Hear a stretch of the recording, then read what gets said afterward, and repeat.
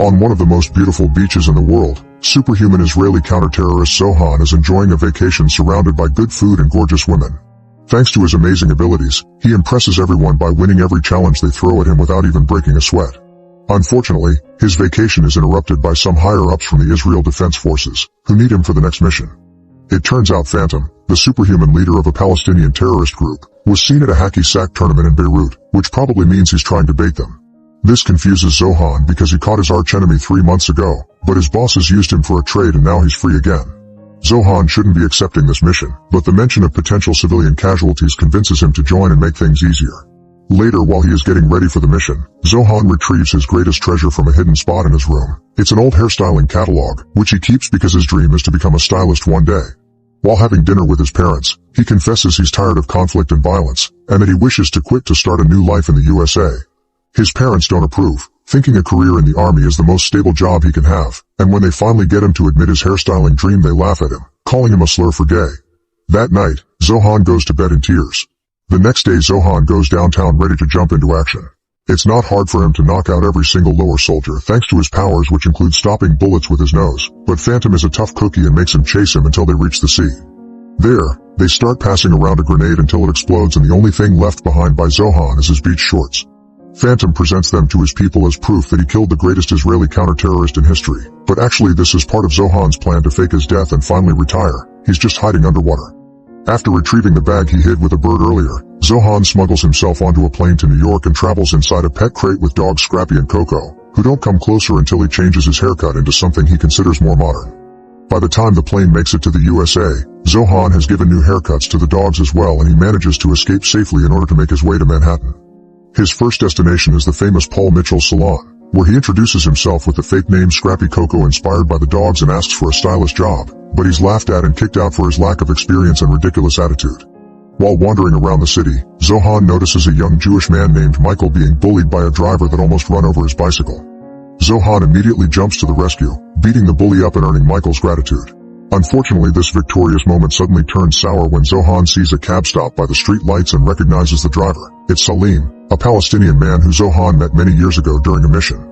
Afraid of being recognized, Zohan picks up Michael to cover his face and runs away until they make it to Michael's home. This is how Zohan meets Michael's mother Gail and pretends to be Australian to stay on her good side. The trick works and Gail allows him to stay in the apartment upstairs. A few hours later, Michael accidentally walks on Zohan and Gail getting busy, which is definitely quite traumatizing. So Zohan tries to distract him and make amends by taking him out to meet girls.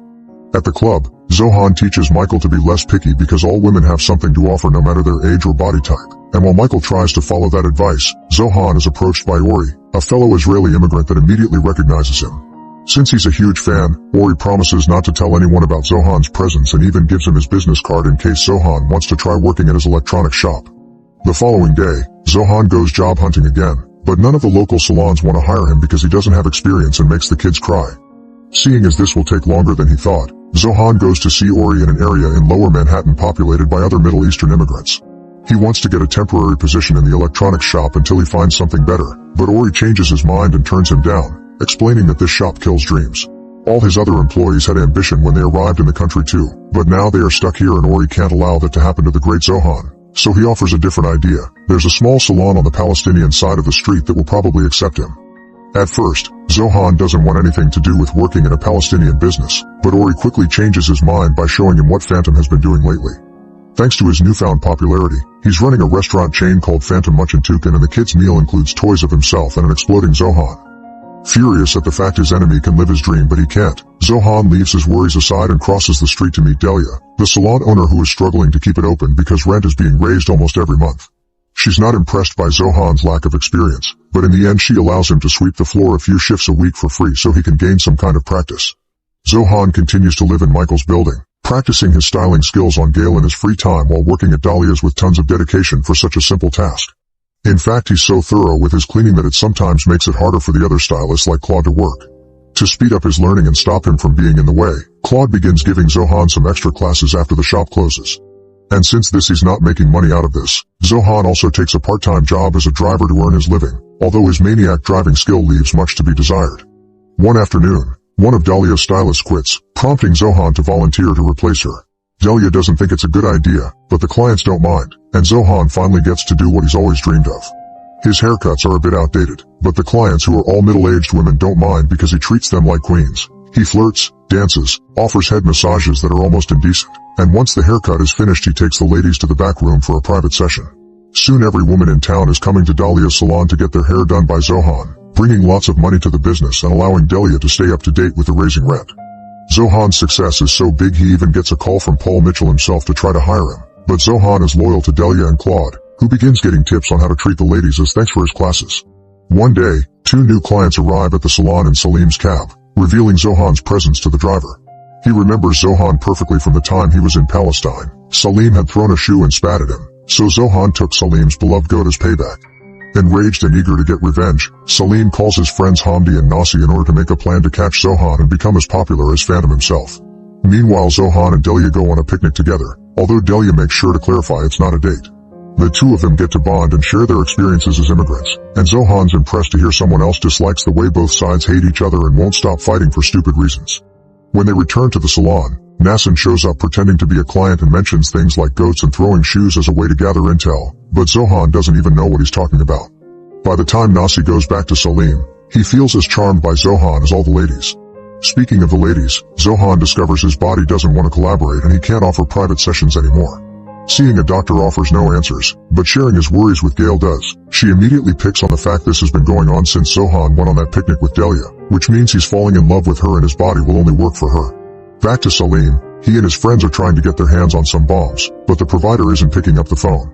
They decide to instead use a recipe from the internet and go to the local pharmacy to buy liquid nitrogen, but the clerk misunderstands their accent and gives them an ointment called Neosporin. In the meantime, at the salon, Delia is sending away the collectors after paying them, explaining she doesn't care if they cut the water because she isn't leaving her shop and she knows they're trying to push all the locals out to destroy their community. Zohan overhears this and is so impressed that his body reacts to her, which confirms she is the special one, but unfortunately Delia doesn't like him back. In the evening, Salim and his friends drive by and throw their cream bomb at the salon, thinking they did something amazing, but Zohan just takes it home so Gail can use it for any aches. However, Ori is worried that someone may know about Zohan's real identity and tells him to take Michael's shift in the community watch to gather clues. That night, Zohan finds 3 thugs doing offensive graffiti on the local shops, and instead of calling the police like the community watch's rules say, Zohan beats them up himself. The following day, it's revealed that those 3 men had been sent by Grant, the landlord behind the shops in Lower Manhattan, who wants everyone to leave so he can demolish the buildings and build them all. He's frustrated with his collectors because none of them have managed to scare any of the locals away, thus he'll have to take the matter into his own hands by hiring a group of white supremacists led by James, who gladly takes the job and won't hesitate to play dirty. In the neighborhood, Palestinian and Israeli groups are blaming each other for the graffiti. Zohan explains he saw the thugs had been white guys, but not even his clarification is enough for the groups to put away their differences. Meanwhile, Salim and his friends finally admit they can't do this on their own and call Phantom to ask for his help, who accepts to come over after offering the most pathetic of rewards for Salim. Then he immediately begins training. A few days later, the rumor column in the newspaper publishes a vague message that implies Phantom is coming after Zohan.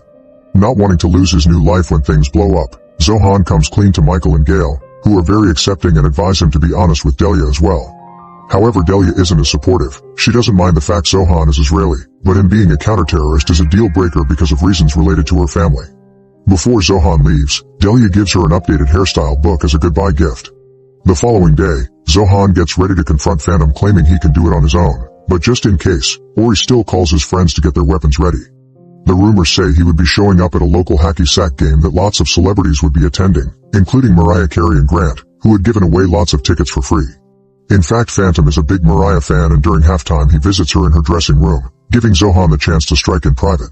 Zohan and Phantom dance around each other waiting for the other to move first, but before anything happens, their encounter is interrupted by a call from Michael, who tells Zohan about a group of thugs starting fires in various Middle Eastern shops.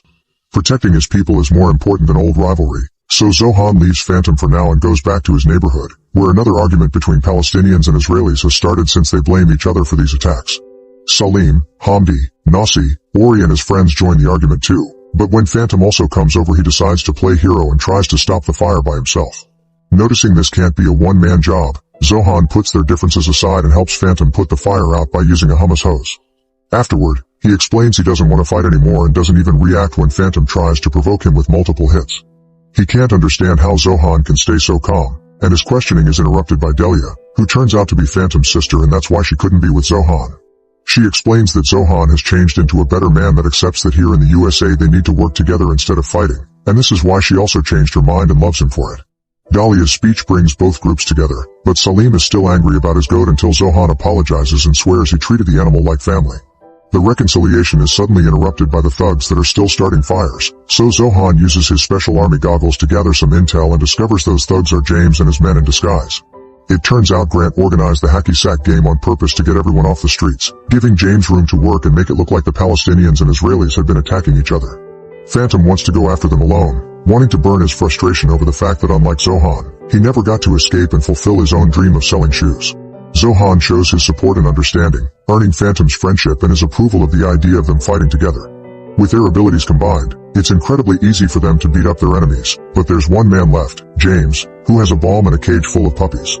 There's not enough time to stop him by hand, so Zohan and Phantom scream the jihadi chants that their people haven't sung together in centuries, causing the manhole under James to blow up and take him away from the bomb. It also sends the puppies through an apartment window where they land safely on a couch. At that moment, Grant arrives to check the progress of his plan, but the police are also there and arrest him on the spot. Zohan is ready to celebrate, but there's a little problem. Phantom isn't capable of stopping his screaming in time and ends up causing more damage to the stores. Fortunately, now that the Israelis and Palestinians are united, they can work together and rebuild the block into a collectively owned mall where everyone can keep their shops.